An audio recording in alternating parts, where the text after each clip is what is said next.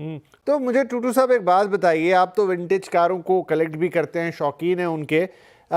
Vintage कारें तो मतलब बहुत ही पुरानी होती है, और मैं उसी लिहाज से अगला प्रश्न पूछता हूं कि किसी कार की उम्र से क्या उसके मेंटेनेंस का सीधा सीधा कनेक्शन है, या मतलब कोई डीजल कार है या कोई पेट्रोल कार है तो ये तय है कि वो सिर्फ 15 साल पुरानी ही होगी तो बेकार हो जाएगी, या 10 साल पुरानी होगी तो बेकार हो जाएगी, या फिर अगर उसे ढंग से मेंटेन किया जाए और उसके पोल्यूशन लेवल को कंट्रोल में रखा जाए, सारी चीज़ें की जाएं, तो वो कई साल चल सकती है?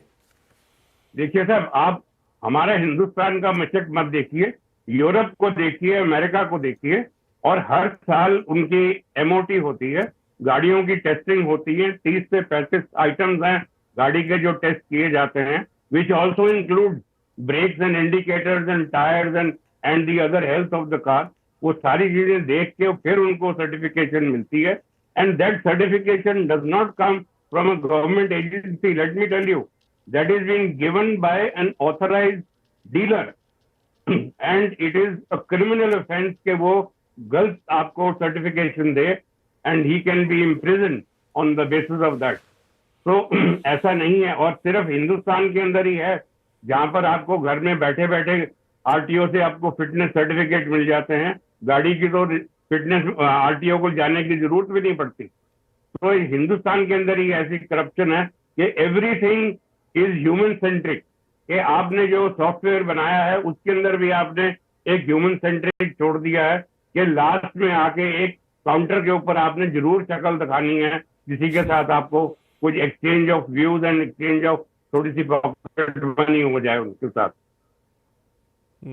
तो गर्ग साहब, क्योंकि आप तो गाड़ियों में डील करते हैं, मुझे बताइए कि मान लीजिए किसी के पास एक कार है और वो हार्डली 30-40 हज़ार किलोमीटर चली हुई है, हो गए उसको 10 साल, तो क्या ये तय हो जाएगा कि उसमें से अब पोल्यूशन होना ही होना है? क्या किस चीज़ पे डिपेंड करता है ये?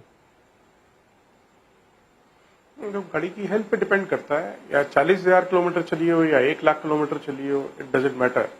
How you are driving the car, what is the condition of the car, what is the condition of the engine of the car, depends on that. तो ये तो गाड़ी को टेस्ट करने के बाद ही पता लगेगा। तो क्या होता है जो गाड़ी पोल्यूशन फैलाना शुरू कर देती है? हो सकता है कि कोई नई गाड़ी भी, आपकी बात के लिहाज से कोई गाड़ी है और उसकी उम्र नहीं है ज्यादा, वो 5 साल ही पुरानी है, तो भी वो अगर कंडीशन के पॉइंट ऑफ व्यू से फिर पोल्यूट कर सकती है, राइट? बिल्कुल कर सकती है। तो वो क्या मानदंड है सर कि आपको पता लगेगा कि आपकी गाड़ी पोल्यूशन कर रही? वो जो पीयूसी टिपिकली हम कराते हैं, जिसमें एग्जॉस्ट पाइप में वो एक स्टिक डालते हैं और फिर वो एक रीडिंग आती है कंप्यूटर के ऊपर, that is the only way to जज कि गाड़ी पोल्यूट कर रही है कि नहीं कर रही है, या कोई और तरीका है जानने का? वही पोल्यूशन, वही टेस्टिंग मशीन है पोल्यूशन की, किसी भी व्हीकल की। वही पोल्यूशन बताती है कितना पोल्यूशन गाड़ी दे रही है, कितना नहीं दे रही है। उसी से हमारे को पोल्यूशन कंट्रोल का सर्टिफिकेट मिलता है, इट्स अंडर कंट्रोल और इट्स नॉट अंडर कंट्रोल। तो टूटू साहब, अगर किसी गाड़ी के पास वो सर्टिफिकेट है कि उसकी उम्र को 2 मिनट के लिए हम छोड़ दें कि उसकी क्या है, तो फिर हम मानेंगे कि वो गाड़ी अप टू डेट है, फिर वो पोल्यूशन नहीं कर रही है, अगर उसके पास पीयूसी टेस्ट में पास होने का सर्टिफिकेट है? आप कह रहे हैं ह्यूमन इंटरवेंशन से सब कुछ हो सकता है, वो एक शंका बनी रहेगी कि कोई वही चीज़ नकली ले आए, लेकिन फिर भी हम मानते हैं कि जो चेकिंग होती है वो सही होती है और वो मोटा मोटा ठीक ही बताता है पीयूसी मीटर।